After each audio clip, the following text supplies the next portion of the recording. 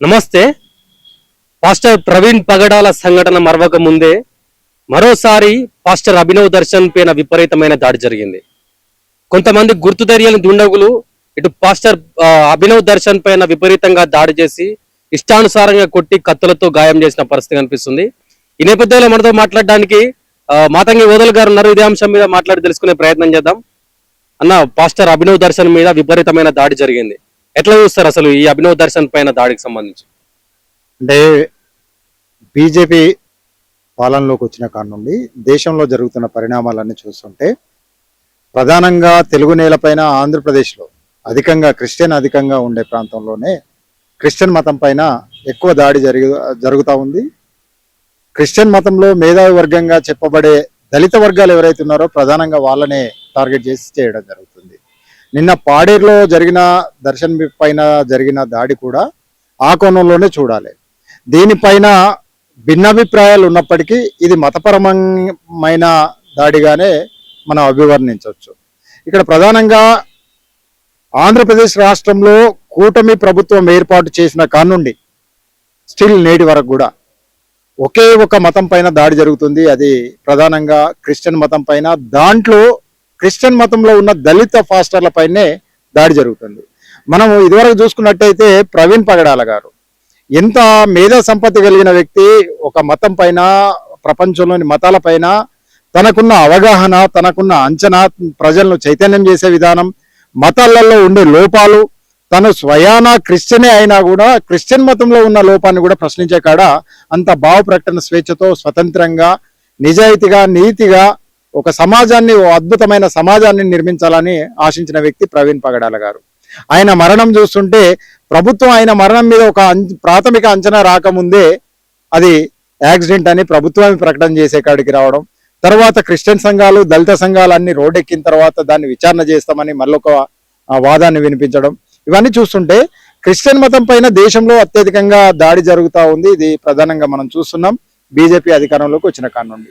ఇకపోతే అదే కూటమి ప్రభుత్వం పరిపాలన చేస్తున్న ఆంధ్రప్రదేశ్ రాష్ట్రంలో ఉప ముఖ్యమంత్రిగా ఉన్న పవన్ కళ్యాణ్ గారు ఆయన 5 ఏళ్లకు ఒక విధానాన్ని ఎత్తుకొని ఇప్పుడు 15వ సంవత్సరంలో 5వ సంవత్సరం దీంట్లో మళ్ళీ సనాతనాన్ని ఎత్తుకొని ఈ సనాతనంలో భాగంగా ఎక్కడెక్కడైతే దళితులు కట్టుకున్నారో చర్చిలు, ఆ చర్చిలు అన్నిటికీ నోటీసులు పంపిస్తున్నామని చెప్పారు.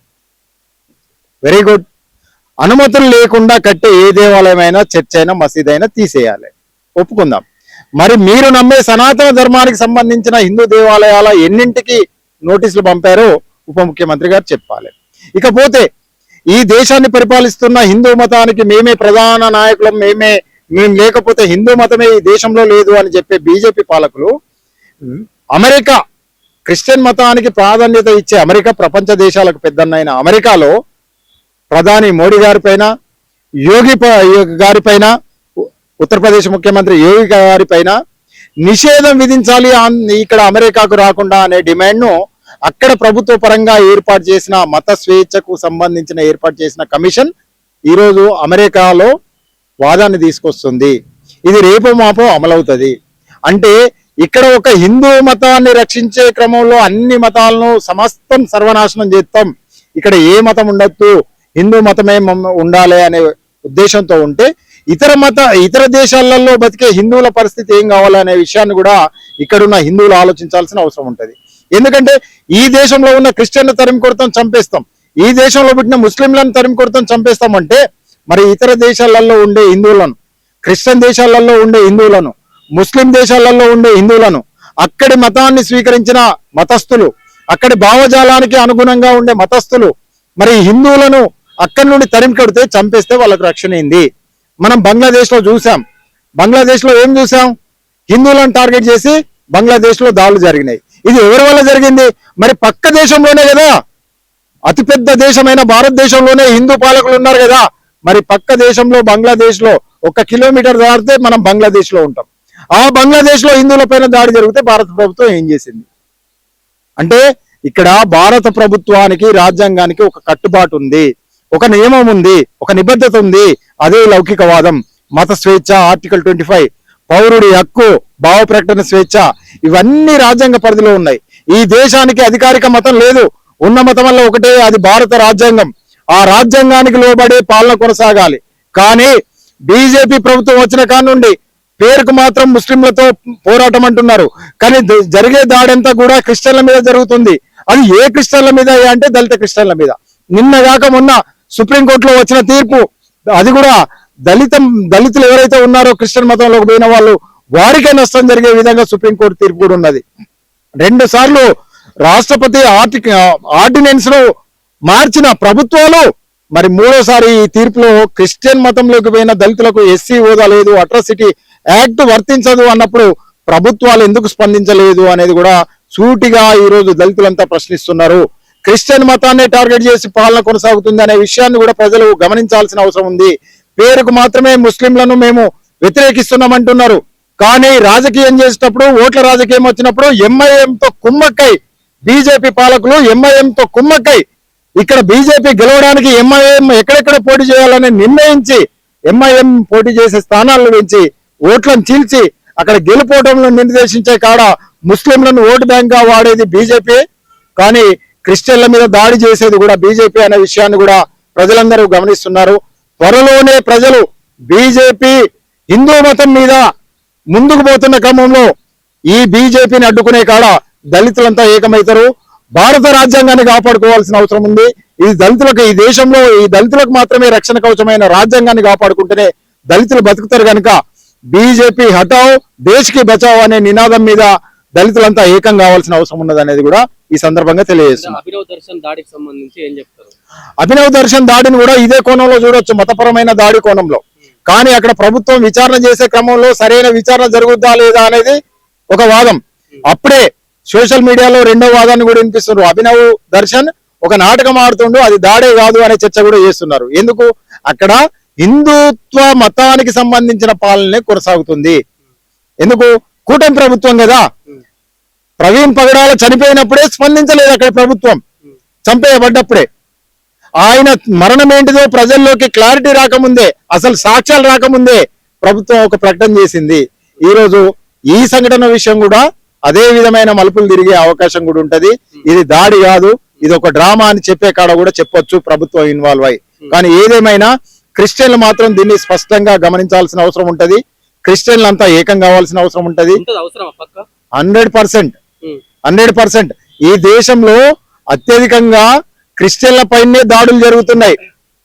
బీజేపీ పాలన వచ్చిన కాడి నుండి జరిగే ప్రతి దాడి క్రిస్టియన్ పైనే. అక్కడ ఒక ఉప ముఖ్యమంత్రి హిందువులు వేస్తేనే ఉప ముఖ్యమంత్రి అయిందా? ఆయన పార్టీ గెలిచిందా? ఆయన వచ్చి రాగానే చర్చిలన్నిటికీ నోటీసులు ఇవ్వండి అని రెవెన్యూ శాఖకు ఆదేశిస్తాడు. ఓకే, మరి అదే దేవాలయాలకు ఎందుకు నోటీసులు ఇవ్వలేదు? మసీదులకు ఎందుకు నోటీసులు ఇవ్వలేదు? ఆయన రాజ్యాంగ పరిధిలోనే పాలన కొనసాగిస్తే, చట్టరీత్యా వాటికి అనుమతులు ఇవ్వనుకుంటే చర్చిలకే ఎందుకు నోటీసులు ఇచ్చిండు? అంటే ఒక మతపరమైన పాలన ఆంధ్రప్రదేశ్ రాష్ట్రంలో కొనసాగుతుంది. అధికారంలో మతపరమైన పార్టీ లేకపోయినా పాలన విధానంలో మాత్రం మత మార్పిడి ఎక్కువ జరుగుతుందనే అంశం తెర మీదకి వస్తుంది. ఎంతవరకు నిజం? ఇప్పుడు ఏంది, ఎప్పుడో జరిగింది కదా. ఈస్ట్ ఇండియా కంపెనీ వచ్చినప్పుడే కోస్టల్ ఏరియా అంతా కూడా మతం మారింది. అప్పుడు హిందూ మతంలో ఉన్న ఏవైతే ఒత్తిళ్లు ఉన్నాయో, హిందూ మతంలో ఏవైతే అంటరానితనం అనే అస్పృశ్యతను కొనసాగించారో దాన్ని భరించలేకనే దళితులంతా కూడా అటుపోయారు కదా. ఈస్ట్ ఇండియా కంపెనీ వచ్చిన తర్వాత అటువైపు వెళ్ళారు. అక్కడ చదువుకున్నారు, అక్కడ బుద్ధి జ్ఞానం నేర్చుకున్నారు, విద్య నేర్చుకున్నారు. ఈ రోజు ఉద్యోగస్తులుగా అయ్యారు, కొంత ఎడ్యుకేట్ అయి ముందుకు పోతున్నారు. ఇంకా అక్కడక్కడ పల్లెలలో వెనుకబడే ఉన్నారు కదా. అట్లయినా కూడా ఆ మతం వచ్చేసరికి కూడా అక్కడ కూడా పోయి ఈ హిందూ మతంలో ఉండే బ్రాహ్మణ వ్యవస్థే కదా అక్కడ కూడా అధికారం చెలాయిస్తున్నది. 1950లో క్రిస్టియన్ మతానికి అసలు రిజర్వేషన్ ఉండాలా లేదా అన్నప్పుడు ఆ చర్చలలో కూర్చున్నది ఎవరు? క్రిస్టియన్ మతానికి సంబంధించిన బ్రాహ్మణ పెద్దలే కదా. బ్రాహ్మణ మతంలో పుట్టి, బ్రాహ్మణ కులంలో పుట్టి క్రిస్టియన్ మతంలోకి మారి క్రిస్టియన్ మతం పెద్ద దిక్కులుగా మాట్లాడి ఆనాడే కదా దళిత క్రిస్టియన్ల హక్కులు కోల్పోయే విధంగా చేసింది. అప్పుడు కూడా బ్రాహ్మణికల్ క్రిస్టియన్ వ్యవస్థే కదా. క్రిస్టియన్ మతంలో అసలు అంటరానితనం లేదు, కానీ ఈ రోజు క్రిస్టియన్ మతంలో కూడా అంటరానితనం ఎందుకు కొనసాగుతుంది? అక్కడ కూడా బ్రాహ్మణీయ భావజాలం కొనసాగుతుంది కనుకనే, అక్కడ కూడా హిందుత్వ భావజాలంతోనే కులాన్ని నిర్మిస్తున్నారు కనుకనే ఈ రోజు దళిత క్రిస్టియన్లు ఏకమవుతున్నారు. మాకు ఎస్సీ హోదా కల్పించాలని మరీ డిమాండ్ చేస్తున్నారు. జరిగే దాడులన్నీ కూడా దళిత క్రిస్టియన్ల మీదనే, దళిత క్రిస్టియన్ ఫాస్టర్ల మీదనే. ఓ సురేష్ మీద దాడి జరిగేదే, ఇంకో ఫాస్టర్ మీద దాడి జరిగేదే, ఓ అగ్రవర్ణ ఒక బీసీ ఫాస్టర్ల మీద పెద్దగా దాడులు ఏం జరిగాయి? ఎంతసేపు దళిత ఫాస్టర్లు ఎక్కడ ఉంటారో అక్కడ వాళ్ళని చంపే ప్రక్రియ చేస్తున్నారు, వాళ్ళని కొట్టే ప్రక్రియ చేస్తున్నారు, వాళ్ళని బెదిరించే ప్రక్రియ చేస్తున్నారు. అంటే దళితులు ఈ దేశంలో మత స్వేచ్ఛ లేకుండా బతకాలని చెప్పకనే చెప్తున్నది బీజేపీ ప్రభుత్వం. మత స్వేచ్ఛను హరిస్తా ఉన్నది, రాజ్యాంగాన్ని ధిక్కరిస్తా ఉన్నది. ఖచ్చితంగా ఈ బీజేపీని ఈ దక్షిణ భారతదేశమే కాదు దేశం నుండి తరిమేయాల్సిన పరిస్థితులు కూడా ఆసన్నమవుతున్నాయి. దానికి దళితులంతా ఏకం కావాలి, మతాలకు అతీతంగా అనేది స్పష్టంగా అర్థం చేసుకుంటున్నారు. అవును, అసలు ఎక్కడ మసీదుకు పోయినా మసీదులో కూడా అస్పృశ్యతనే, చర్చికి పోయినా చర్చిలో కూడా అస్పృశ్యతనే, దేవాలయం పోయినా దేవాలయంలో కూడా అస్పృశ్యతనే.